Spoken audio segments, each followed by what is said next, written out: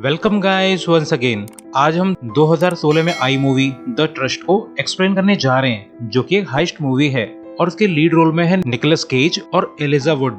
Movie की शुरुआत में हमें जिम स्टोन नाम का आदमी दिखाया जाता है, जो कि लास वेगास पुलिस डिपार्टमेंट का ऑफिसर है। वहीं दूसरी तरफ हमें डेविड वॉटर्स नाम का आदमी दिखाया जाता है, वो भी जिम की तरह एक पुलिस ऑफिसर है। और फिर दोनों ही तैयार होकर एक इंसिडेंट वाली जगह पे पहुंच जाते हैं, मगर जिम का काम करने में जरा भी मन नहीं है और यही हाल डेविड का भी था। डेविड और जिम पार्टनर्स हैं और दोनों ही अपनी बोरिंग और घिसी-पिटी लाइफ से तंग आ चुके हैं और अब वो लोग कुछ बड़ा करना चाहते हैं। इसके बाद पुलिस कैप्टन जिम से कहता है कि पुलिस गैराज जाओ, जहाँ पर कुछ व्हीकल्स की नीलामी चल रही है, तो मैं चाहता हूँ कि तुम ये वाला ट्रैक्टर मेरे लिए बुक करा दो। तो मजबूरी में जिम को गैराज जाना पड़ता है, जहाँ उसे धांसू सी कार नजर आती है जिसका इंजन निकला हुआ था। तो मैकेनिक बताता है कि लास्ट वीक एक लो लेवल ड्रग डीलर पकड़ा गया था, जो कि अपने कार इंजन में ड्रग छुपाकर सप्लाई कर रहा था। तो जिम इस ड्रग डीलर की केस फाइल को पढ़ने लगता है, तो उसे पता चलता है कि इस लो लेवल ड्रग डीलर की बेल कराने के लिए किसी ने $2 लाख पे किया है, जो कि किसी लो लेवल ड्रग डीलर के लिए काफी ज्यादा है। तो ये देखकर जिम कुछ प्लान्स बनाने लगता है और फिर वो रात को एक बार में जाता है, जहाँ वो डेविड को केस फाइल दिखाकर बोलता है कि इस ड्रग डीलर के पास काफी पैसा है, तो शायद ये हम गरीब लोगों की हेल्प कर सकता है। ऑब्वियसली जिम इस ड्रग डीलर को लूटना चाहता है, मगर ये सब सुनकर डेविड काफी घबरा जाता है। तो जिम कहता है कि घबराओ मत, फिलहाल के लिए तो हमें पता लगाना है कि इस ड्रग डीलर के पास पैसा आ कहां से रहा है और तो और इनका कैश फ्लो कैसे हो रहा है। तो जल्द ही डेविड जिम की बातों में आ जाता है और फिर वो लोग अगले ही दिन से उस ड्रग डीलर पर नजर रखने लगते हैं ताकि वो इसके अड्डे का पता लगा सके।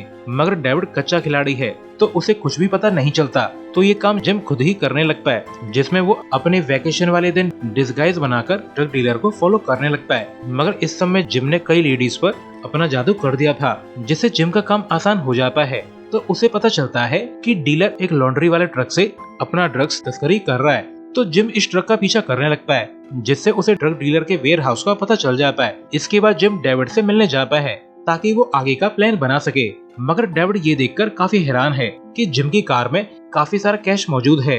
तो जिम बताता है कि मैंने पूरे 2 दिन होटल और लॉन्ड्री स्टाफ के साथ काम किया है और उन लोगों ने मुझे इतनी टिप दी है जितना मैं 2 महीनों में भी नहीं कमा पाता। मन करता है कि जॉब छोड़कर होटल स्टाफ बन जाऊं। मस्त खाना, मस्त लेडीज, मस्त सैलरी, मजा आ जाएगा। तो डेविड ये देखकर काफी हैरान है कि जिम तो सीरियसली होटल स्टाफ बनने के लिए कंसीडर कर रहा है। इसके बाद ये लोग उस बिल्डिंग के पास जाते हैं जहाँ पर ड्रग गैंग वाले अपना ड्रग्स छुपाते हैं। तो डेविड जिम के लिए हुए फोटोज में देखता है कि बिल्डिंग में तो एक इंडस्ट्रियल फ्रीजर भी है। तो जिम बताता है कि मैंने एक स्पेशल बात नोटिस की है कि इस बिल्डिंग में सिर्फ सामान आता है, मगर यहाँ से डिस्ट्रीब्यूट होने के लिए कहीं भी नहीं जाता। अगले दिन डेविड काउंटी प्लानिंग ऑफिस जाता है, जहाँ वो स्टाफ लेडी को $100 की घूस देकर उस बिल्डिंग का ब्लूप्रिंट निकलवा लेता है, जिसमें गैंग वाले ड्रग्स स्टोर करते हैं। तो इन्हें पता चलता है कि गैंग वालों ने एक फ्रीजर तो इंस्टॉल करवाया ही है, मगर साथ ही साथ उन लोगों ने फ्रीजर के पीछे बहुत बड़ी सी सेफ भी बनवाई है, जिसमें पॉसिबली ड्रग्स स्टोर किया जाता है। तो अब बात आती है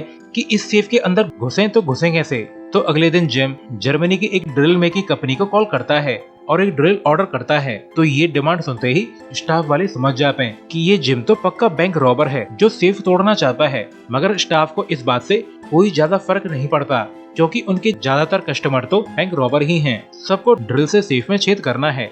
इसके बाद ये दोनों फ्लोर का चार्ट बनाकर रॉबरी प्लान बनाने लगते हैं, जिसमें उन्हें बिल्डिंग के फ्लोर में से होकर सेफ में ड्रिल करना होगा, क्योंकि ऑब्वियसली सेफ अंडरग्राउंड है। मगर इस बिल्डिंग में शायद कुछ किराएदार भी रहते हैं, जिन्हें ऑब्वियसली ये लोग बांधकर कंट्रोल करने वाले हैं।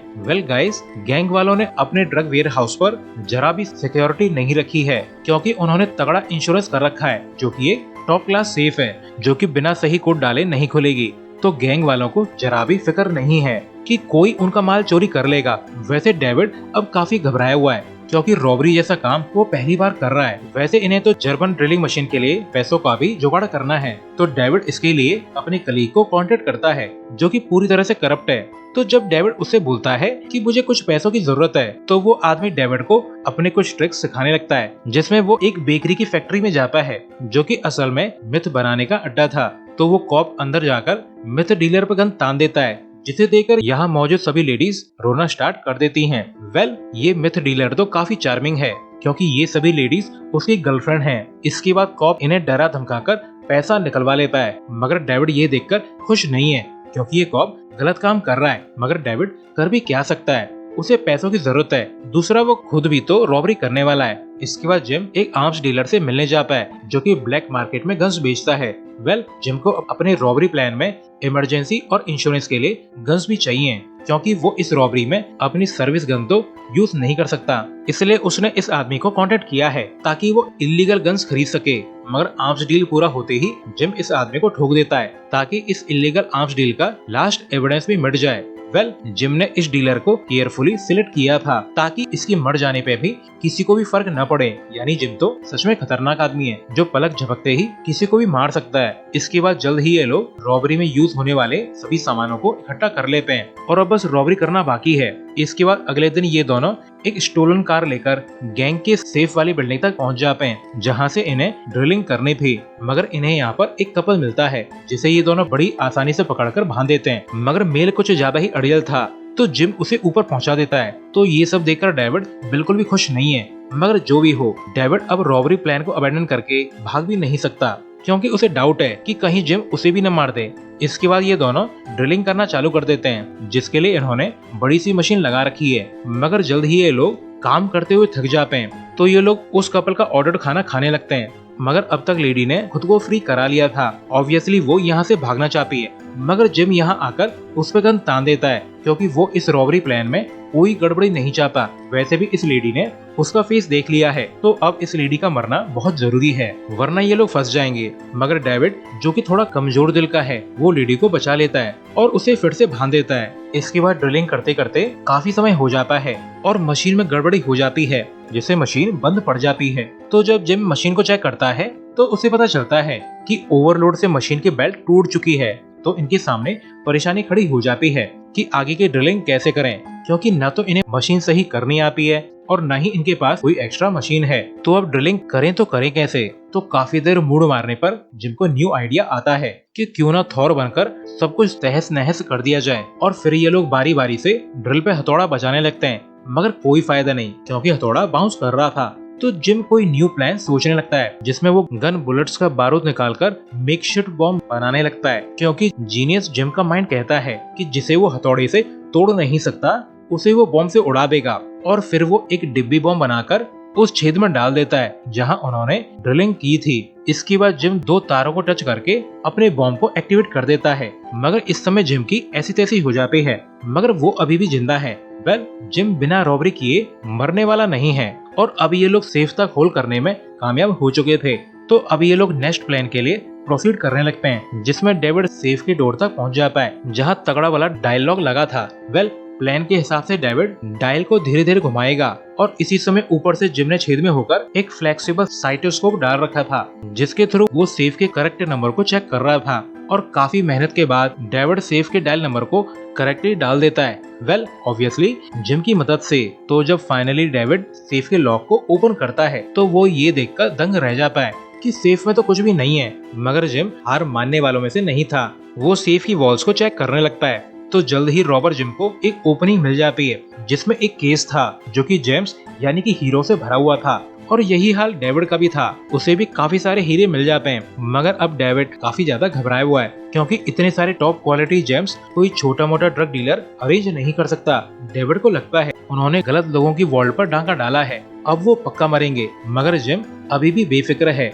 इसके बाद ये लोग बिल्डिंग के अंदर से अपना सारा सामान साफ करने लगते हैं। ये लोग कोई सबूत छोड़ना नहीं चाहते, मगर तभी डेविड को उस लेडी का ध्यान आता है जिसे इन लोगों ने कैप्चर किया था। अब डेविड को अंदाजा है कि इस लेडी ने जिम का फेस देख लिया है, तो जिम किसी भी हालत में इस लेडी को जिंदा नहीं छोड़ेगा। तो डेविड हिम्मत करके उस लेडी से मिलने जाता है। तो लेडी डेविड से कहती है कि मेरा 3 साल का छोटा बच्चा है जो कि घर पे अकेला है, तो मैं उसे तसल्ली देना चाहती हूँ। तो डेविड को इस लेडी पर तरस आ जाता है, तो वो इस लेडी के बताए नंबर पे कॉल लगाकर लेडी की बात करवाने लगता है, इस बात से बेखबर कि उसने ये कॉल लगाकर बहुत बड़ी बेवकूफी की है और तो और उसने अपनी मौत को भी दावत दे दी है। वैसे लेडी कॉल पर कुछ खास नहीं कहती, मगर कॉल रिसीवर के लिए इतना ही काफी था। ऑब्वियसली लेडी ने झूठ बोलकर अपने साथियों को कॉल किया था, यानी ये लेडी भी उसी गैंग का पार्ट है जिसने सेफ में हीरे रखे हैं, मगर इस बात का जिम को जरा भी अंदाजा नहीं है। मगर जल्द ही डेविड की ऐसी तैसी हो जाती है क्योंकि सामान को इकट्ठा करते वक्त उसे एक हिडन चैम्बर मिल जाता है जिसमें बड़ी बड़ी गन मौजूद थी।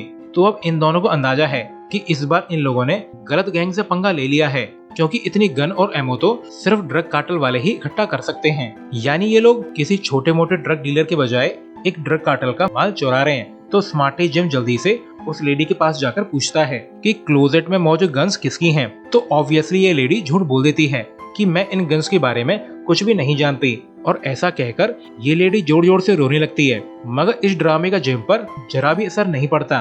तो जब जिम अपने रॉबरी प्लान को कंटिन्यू करने वाला था, तब डेविड जिम से कहता है कि हमें अपना सारा सामान समेटकर यहाँ से निकल जाना चाहिए, क्योंकि मुझे नहीं लगता कि हम इतने सारे जेम्स हैंडल कर पाएंगे। अगर हम इन जेम्स को बेचने की कोशिश भी करेंगे तो कार्टेल वाले हमें ढूंढकर मार डालेंगे। मगर डेविड की बातें सुनकर जिम जरा भी सरप्राइज नहीं है। यानी जिम को पहले से पता था कि वो लोग एक कार्टेल का माल चुराने वाले हैं। तो ये जानकर डेविड पूरी तरह से भड़क जाता है और बोलता है कि तुम्हें जब पता था कि ये माल कार्टेल्स का है, तो तुमने इतना बड़ा रिस्क क्यों लिया, और तो और तुमने मुझसे झूठ बोलकर मुझे भी इस रॉबरी में इन्वॉल्व किया है, और अब हम मरने वाले हैं। मगर जिम अभी भी बेफिक्र है। वो डेविड से कहता है कि डरना बंद करो बच्चे, हम अमीर होने वाले हैं। वैसे यहाँ से गायब होने का मैंने इंतजाम कर लिया है, क्योंकि मैंने बहामास की 2 टिकट ऑलरेडी बुक कर दी हैं। यानी हम चोरी करके अपने घर के बजाय डायरेक्टली एयरपोर्ट जाएंगे, जहाँ से हम बहामास के लिए निकल जाएंगे। और जब तक कार्टेल्स को कुछ पता चलेगा तब तक तो हम बहामास पहुँच चुके होंगे। मगर अब डेविड को ये तो समझ में आ चुका है कि जिम ठीक आदमी नहीं है, क्योंकि जिम इस सब के बारे में काफी समय से प्लान कर रहा था, और तो और उसने डेविड से काफी सारी बातें छुपाई हैं। हो ना हो अपना काम निकलवा कर जिम उसे मार देगा। तो इनके बीच में झगड़ा चालू हो जाता है। डेविड का अंदाजा सही था, क्योंकि जिम जरा सी देर में डेविड पे गन तान कर बोलता है कि अगर तुमने कोई भी होशियारी की तो मैं तुम्हें मार दूंगा। तो मजबूरी में डेविड को जिम की बात माननी पड़ती है। इसके बाद ये लोग जेम्स को बैग्स में भरने लगते हैं। मगर अब डेविड सदमे में है। जेम्स को इकट्ठा करने के बाद जिम डेविड से बोलता है कि जाओ उस लेडी को ठिकाने लगा दो, क्योंकि उसने हमारे फेस देख लिए हैं, तो उसका मरना जरूरी है।